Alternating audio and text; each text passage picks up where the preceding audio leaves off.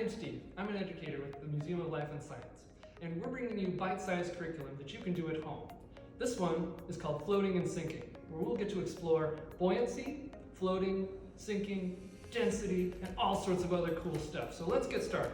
So I've got an assortment of different objects that I can use to kind of test floating or sinking. I've got some containers that I have water in, and I'm using these beakers here, but you could just use a bowl or anything that can contain water. You'll want to do this somewhere where it's safe to get wet and have water, so maybe a sink is a really great option for your floating and sinking experiments.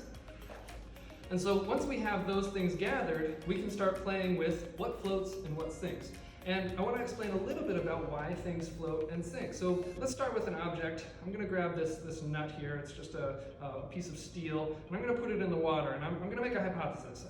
I've worked with these things a lot. I think it's probably going to sink. So let's find out if my hypothesis is correct. I'm going to put it in there. Oh, yep, it sinks. Cool. So in this case, what that means is that that object is more dense than our water. Almost everything in the universe is made of stuff that we call matter. And so matter is all the stuff, and the more stuff that we put into a space, the more dense something is. So that nut has more stuff in the space that it occupies than the water surrounding it, and so it sinks into the water. I'm going to pull my nut out of there.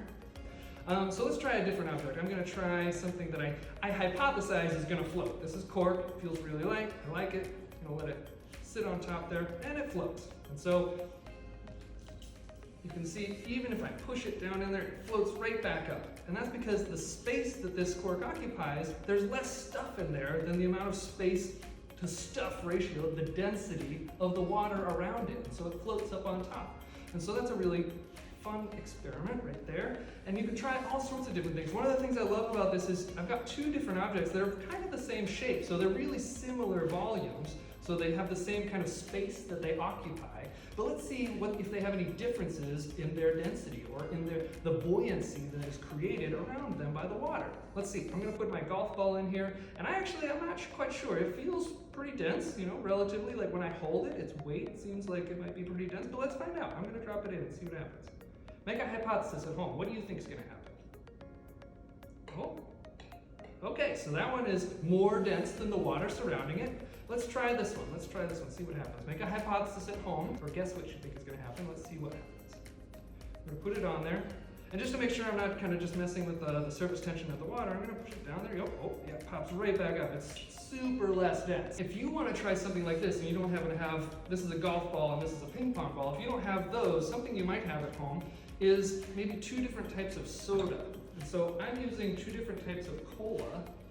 One of them is a regular sugar cola, and the other is a diet cola. And so the molecules that are used to make these, the ingredients that make up these different sodas, have different densities.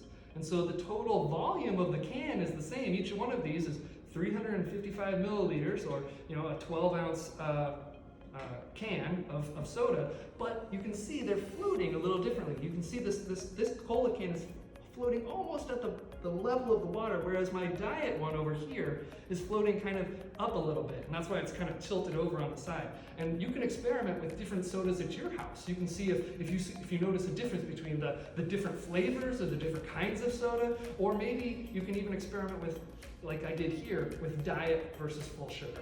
So that's some of the experimentation you can do with floating and sinking objects. I hope you have fun with that at home, and we'll see you again in the next one.